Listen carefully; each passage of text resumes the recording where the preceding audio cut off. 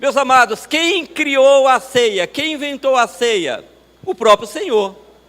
Nos 4 evangelhos de Mateus, Marcos, Lucas e João, com mais detalhes nos sinóticos, o Senhor narra Ele mesmo, num dia de Páscoa, na noite que foi traído, na véspera da sua morte, Jesus reúne os seus discípulos no cenáculo, Ele toma o pão, parte o pão e diz: esse é o meu corpo que é dado por vós. Ele pega o cálice, o vinho, dá aos seus discípulos e diz: esse é o sangue da nova aliança, o novo testamento, que é derramado por vós. Ali está então a simbologia do pão, do corpo de Cristo, do sangue de Jesus, o plano de redenção está narrado ali naquele momento. E ele termina dizendo: fazei isso todas as vezes. Então, a partir daquele momento, os discípulos compreenderam que era preciso então fazer a ceia do Senhor sempre que se encontrassem, sempre que se reunissem. E dessa forma, a igreja do Senhor, a partir daquele momento, os discípulos já não celebravam mais a Páscoa, mas a ceia. Porque foi num dia de Páscoa que o Senhor celebrou a primeira ceia. Então, desta forma, foi criada a ceia do Senhor pelo próprio Senhor Jesus, para que os discípulos e a sua igreja posteriormente pudessem estar celebrando. Essa ordenância, nós temos 2 ordenâncias principais. O batismo. Se o batismo se refere à porta de entrada, à confissão pública, a aliança que fazemos com o Senhor, a ceia do Senhor representa a manutenção desse relacionamento dos seus filhos com o seu Criador. Mas eu queria trabalhar um texto muito conhecido e talvez o texto mais completo que fale sobre ceia na Bíblia Sagrada. Primeira carta aos Coríntios, capítulo 11, abra comigo. O apóstolo Paulo aqui escreve a esta igreja, e ele vai falar, entre outras coisas, da cerimônia da ceia do Senhor, e ele já entra fazendo algumas correções, falando sobre esperarem, terem cuidado com os mais pobres, a ordem daquele momento. Capítulo 11 deixa aberto. E nesse sentido, meus queridos, podemos dizer e perceber que a ceia do Senhor é um momento que temos que ter contrição no coração, reverência, muita atenção. Não é com a cara fechada exatamente, não é sisudo, não é que não possa rir, mas é dentro do coração, é compreender esse momento, porque o apóstolo Paulo já entra dando exortações àquela igreja, pela forma com que estavam realizando a ceia. Mas vejamos aqui a partir do verso 23 o que a Bíblia diz. Paulo diz assim, 1 Coríntios 11, a partir do 23. Porque eu recebi do Senhor o que também vos entreguei. Ou seja, não foi ele, Deus criou a ceia. Que o Senhor Jesus, na noite que foi traído, tomou o pão e, tendo dado graças, o partiu e disse: esse é o meu corpo, que é dado por vós, fazei isso em memória de mim. Verso 25, por semelhante modo, depois de haver ceado, tomou também o cálice, dizendo: este é o cálice, é a nova aliança no meu sangue, fazei isto todas as vezes que beberdes em memória de mim. Porque todas as vezes que comerdes o pão e beberdes o cálice, anunciareis a morte do Senhor até que ele venha. Verso 27, por isso aquele que comer o pão e beber o cálice do Senhor, indignamente será réu do corpo e do sangue do Senhor. Verso 28, examine-se, pois, o homem a si mesmo, assim como o pão, e beba o cálice. Verso 29, pois quem come e bebe sem discernir, sem entender o corpo, come e bebe para juízo de si mesmo. Amém. Que Deus fale ao coração da sua igreja.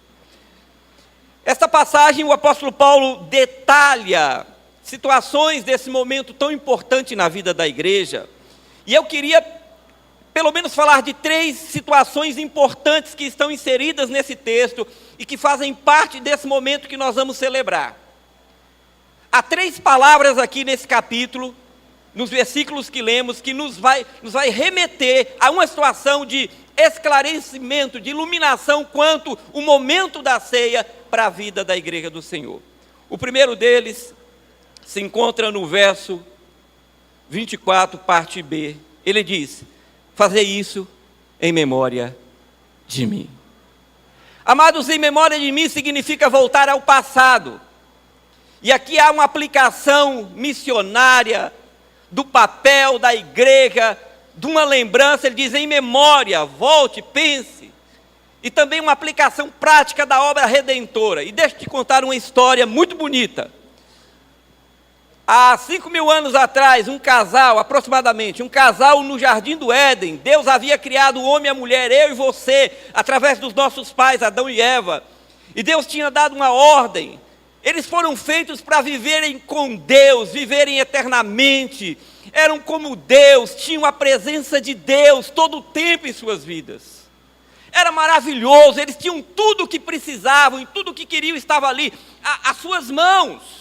Não havia necessidade, não havia problema, não havia tumulto. Homem não dava trabalho para mulher, mulher não dava trabalho para homem, filhos não davam trabalho, não havia poluição, não havia os problemas que o mundo moderno tem. Nada disso havia, era tudo perfeito, porque Deus tinha criado tudo perfeito. Homem e mulher não adoeciam, viveriam para sempre, irmãos. Mas Gênesis capítulo 2, no verso 16, você pode acompanhar aí, lendo aí. Deus dá uma ordem expressa àquele casal. E diz: de todo o jardim vocês desfrutem e comam, mas a árvore que está no meio do jardim do conhecimento do bem e do mal, não comam, não toquem nela, porque no dia que vocês tocarem, vocês morrerão. A ordem era tão clara, direta, objetiva. E aquele casal faz exatamente o contrário que Deus fala. E naquele momento, a morte, o pecado entra na vida do homem. O apóstolo Paulo está dizendo: fazer isso em memória de mim. Qual é a memória? A memória é essa: quem éramos, o que viramos e o que aconteceu depois. E Deus desce na viração do dia e vai falar com aquele casal. E aquele casal está escondido porque já havia pecado. Então, a partir daquele momento, a morte, aquele homem criado para a eternidade já ia morrer, o seu corpo iria perecer, ele iria envelhecer. Como era bom para as mulheres, né? Tinha tratamento de beleza para Eva, linda toda a vida, irmãos, bela toda a vida, esses tratamentos caros. Se a gente, homens, morasse no tempo de Eva, né? A gente não precisava gastar dinheiro com nada dessas coisas, nem se aperrear. Adão não precisava ir para a academia, irmãos, não, nem jogar bola, Jetro. Ele já era preparado. Imagine só cuidar de um jardim daquele tamanho, já era exercício que academia nenhuma dá conta. Mas a morte entrou porque o pecado entrou. E agora, eles não apenas iam morrer fisicamente, mas o pior, eles estavam mortos espiritualmente, o que significa dizer que eles estavam separados de Deus e da eternidade. Olha só, em memória, o que a ceia nos faz lembrar. Este era eu e você representado naquele casal, você que entrou aqui nesta noite, convidado por alguém dessa igreja ou espontaneamente. Essa é a minha e a sua história, é em memória disso que celebramos a ceia. E Deus desce, e eles estavam nus, e rapidamente Eva e Adão têm uma ideia, e vai numa figueira e pega as folhas da figueira e cobre, porque agora eles sabem que estão nus, e eles estão com vergonha de Deus. E naquele momento começa a história da humanidade e da queda do homem. Mas escute Deus em sua misericórdia. Deus fala: Adão, Eva, o que houve? E começa aquele diálogo que os irmãos já sabem. E Deus falou: por que fizeram isso? O que está acontecendo? Eu não avisei. E aí um joga a culpa para o outro joga a culpa para um. E no verso 7 do capítulo 3, acontece quando eles pegam as folhas e se cobrem. Mas o que o homem estava fazendo era querer se ajudar. Eles estavam querendo cobrir, pastor Alex,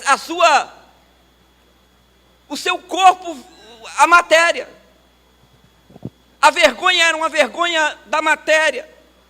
Mas a questão era muito mais profunda. Era bem além disso. A questão era a eternidade. A questão era o que havia acontecido. Eles estavam agora morrendo, não apenas no corpo, mas separados de Deus.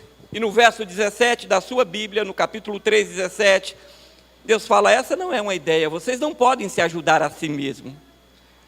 E o Senhor sacrifica um animal, louvado seja Deus. E o Senhor cose vestimentas de pele de animal e coloca sobre Adão e sobre Eva. Meus irmãos, naquele momento, a graça e o amor do nosso Deus e Salvador estava dizendo para Adão e Eva, e os constrangendo de tal forma, que eu penso que Eva olhou para Adão, Adão olhou para Eva e falou: o que está acontecendo aqui? Começou a ficha a cair, e agora eles estavam entendendo: nós estamos agora fadados à morte, separados do Pai, deveríamos morrer exatamente agora, mas alguma coisa está morrendo em nosso lugar. O que é isso?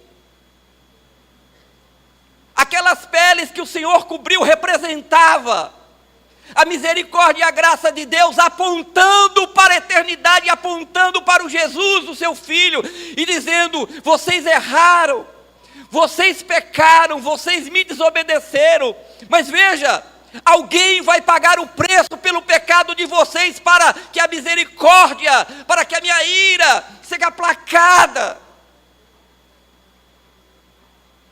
O meu filho morrerá um dia. E a representação disso estava ali. Animais estavam sendo mortos para cobrir a nudez daquele casal, representando o sacrifício, o plano redentor. Ali o Senhor estava dizendo: há uma expiação, ou seja, o preço está sendo pago, e há uma substituição, porque vocês nem podem pagar o preço, e nem podem, nem se quisessem, morrer para resolver o problema. Entende o que Cristo fez por você e por mim? Em memória, porque é esta lembrança que todo cristão deveria ter, todos os dias que levantasse. Eu deveria morrer, mas alguém morreu em meu lugar. E Jesus cobre agora, não apenas a nudez física, mas Ele repara pela sua misericórdia e graça, por mim e por você, para que voltássemos a ter comunhão com o Pai. Diga graças a Deus. Que coisa linda. Ali Ele estava pagando um preço, porque se eu quisesse morrer pela humanidade, não resolveria nada, era mais um morrendo. A expiação, a substituição. Jesus estava pagando um preço.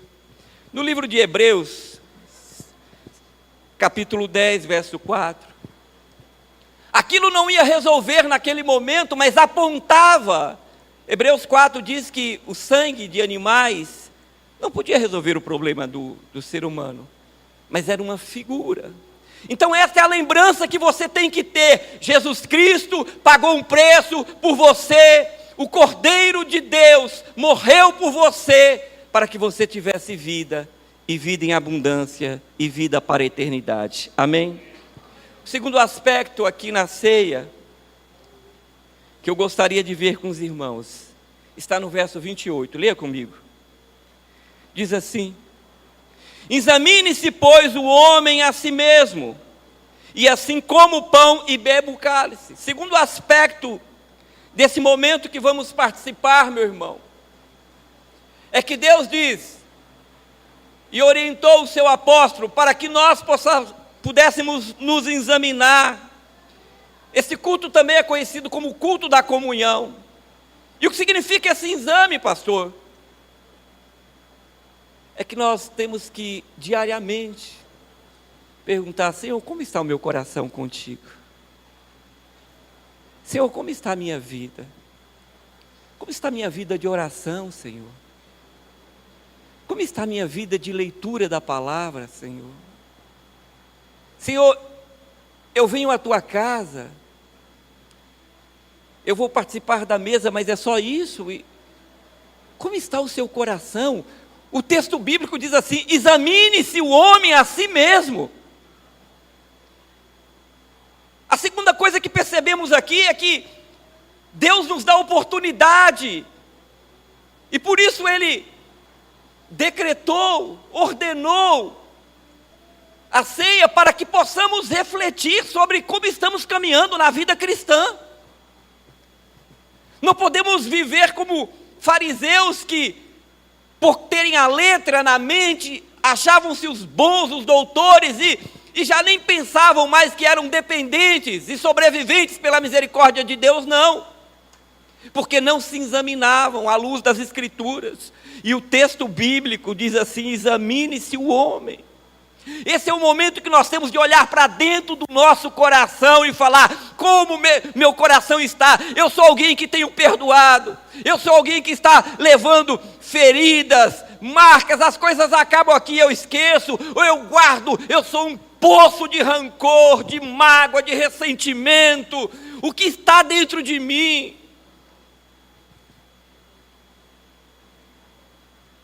Como é que está a minha vida? Como é que eu estou vivendo a vida cristã? Como está a minha comunhão com Deus? É exatamente isso. Examine-se o homem a si mesmo.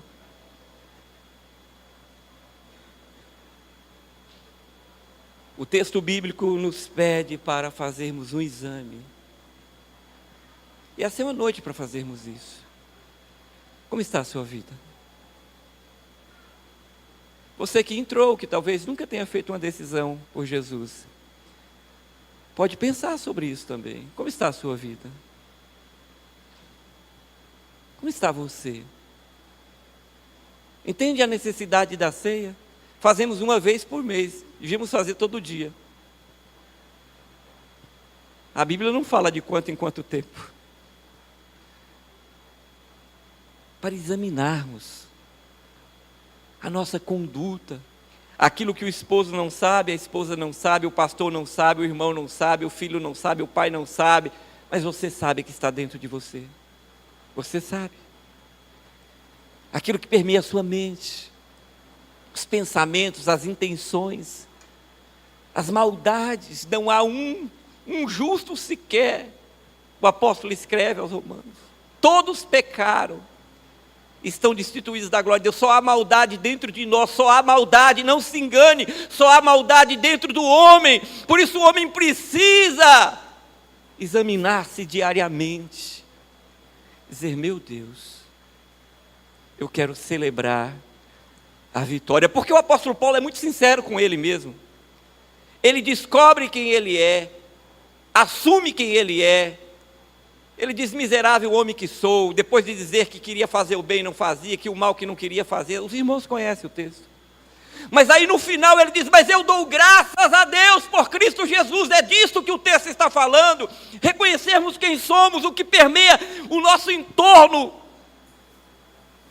E examinando, dizer: mas eu dou graças a Deus. Quando eu digo eu dou graças a Deus por Cristo Jesus, é que Ele vem, Ele limpa, Ele lava, o sangue definitivo que nos curou e nos salvou para sempre. Senhor, limpa meu coração. Como aquele corinho que devíamos cantar na ceia assim: renova-me, Senhor Jesus, né? Porque tudo que há dentro de mim necessita ser mudado. Não é assim? Não é verdade? Como está a sua vida? E eu vou terminar na última expressão dentro do texto para reflexão, verso 26. Olha o que diz: porque todas as vezes que comerdes desse pão e beberdes do cálice, anunciareis a morte do Senhor até que Ele venha. A terceira e última situação que podemos saltar aqui do texto é que a ceia do Senhor também veio para aliviar os nossos corações. Há uma discussão que eu não quero entrar no mérito dos reformadores. Há 500 anos atrás, haviam 3 que estavam discutindo aqui esse momento, de como seria, de se Deus está presente, se isso aqui, a Igreja Católica diz que o pão e o vinho se transformam literalmente no corpo, no sangue de Cristo. Há uma visão calvinista que diz que não, assim não. Ele está presente espiritualmente. E há uma outra visão, que é as dos batistas de forma geral, que diz, não, isso é um memorial. Nós estamos aqui em memória de tudo isso, dos acontecimentos que narramos. De fato. Mas eu diria que há muitos elementos de lições espirituais. E uma delas é que nesse mundo aperreado, atribulado que vivemos, às vezes parece que o Senhor está longe, às vezes parece que o Senhor está perto. Tem pessoas que passam um mês e falam, mas o Senhor está tão longe, aonde está o Senhor? Eu não sou exatamente um calvinista, mas eu digo, o Senhor está aqui. O Senhor está aqui, amém, igreja? Ele está aqui. Mas é verdade que nessa caminhada com Deus, e esse mundo parece que só vai piorando, ou parece não, só vai piorando. A gente ora, porque é o nosso dever orar e brigar e fazermos a nossa parte, mas eu entendo que o que está escrito na Bíblia se cumprirá, e não sei se vai melhorar tanto assim. E nós ficamos aperreados, e muitos irmãos na hora da tribulação falam, cadê Deus? E quantas vezes orando, Deus está longe de mim, Deus, como é que vai acontecer isso? Não, Deus está perto, mas Deus está longe também, mas esse Deus que está longe disse, um dia eu voltarei. E Ele diz na ceia, quando vocês fizerem ceiarem, lembrem que eu que fui preparar-vos lugar, como diz João, um dia voltarei, para que aonde eu esteja, estejais vós também. E isso é uma esperança para a igreja. Isso é esperança para a igreja. Talvez os únicos irmãos nessa terra que pensam nisso todo dia sejam os nossos irmãos assembleanos, porque tem outra igreja que fala mais de que Jesus vai voltar que eles. Tem? Se tem, eu não sei. Desconheço. Nisso eles têm uma certeza, Jesus está voltando. Minha sogra é assembleana, quase todo dia manda recado para mim, Jesus está voltando. Sim, senhora, Deus abençoe, estou sabendo. Minha mãe manda um monte de vídeo no WhatsApp, meu filho, Jesus está às portas. Mas a ceia do Senhor nos adverte, Ele diz, todas as vezes que comerdes do pão e beberdes do vinho nesta noite, lembrai-vos que o Senhor virá, apesar das lutas, da tribulação, de tudo que sofremos e passamos. Esse Deus é o Deus de perto, é o Deus de longe, como disse o profeta. É o Deus que está para dentro e para fora, é um Deus que está aqui, mas que está lá na eternidade, que um dia prometeu que vem nos buscar para estarmos com Ele, e isso é muito confortante. Você e eu temos um lugar para ir. E você, meu irmão, que entrou aqui nessa noite, Papai do céu foi preparar um lugar para você também. E Ele tem um convite para você nessa noite, fazer parte dessa família e ter uma história, depois dessa história, aqui nessa existência. Porque todas as vezes que comerdes do pão e beberdes do cálice, anunciais a morte do Senhor até que Ele venha. Eu quero terminar com Filipenses 3. Filipenses 3, por favor. Verso 20. Diz assim, pois a vossa pátria está nos céus, de onde também aguardamos o Salvador, o Senhor Jesus Cristo.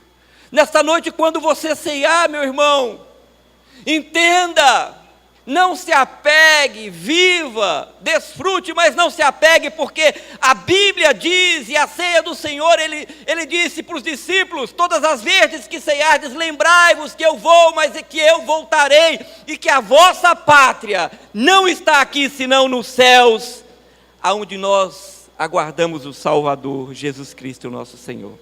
É com esse entendimento, que nessa noite nós vamos participar da mesa do Senhor, para a glória do nome dEle. Amém?